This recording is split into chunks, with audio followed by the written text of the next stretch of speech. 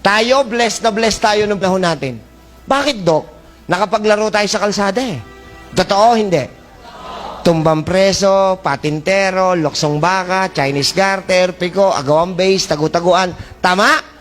O ngayon, Dok, kung nakapaglaro tayo sa kalsada, anong koneksyon? Ito ang koneksyon. During those times, pinagpawisan tayo. Naarawan tayo.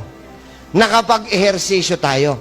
At higit sa lahat, nagkaroon tayo ng maraming kaibigan. Tama?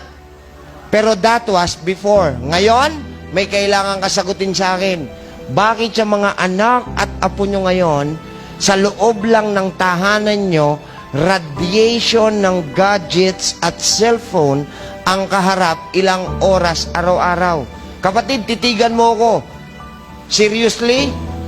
You are killing your own kids. Ang linaw-linaw ng nakasulat, gadgets and cell phones should only be given if the kid is already 12 years old above. Why? Meron na silang immune system to protect them.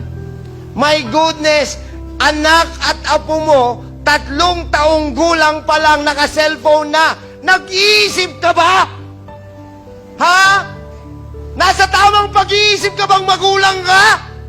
You are killing them! 3 taong gulang naka-cellphone?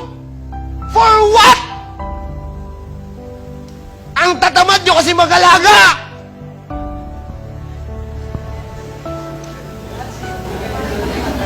Kaya huwag kang iiyak pag namatay ang anak mo na maaga. Wala kang karapatang umiyak. Oh, debate? Ano nga? Tingnan nyo, wala... Hindi marunong makipagkapwa-tao.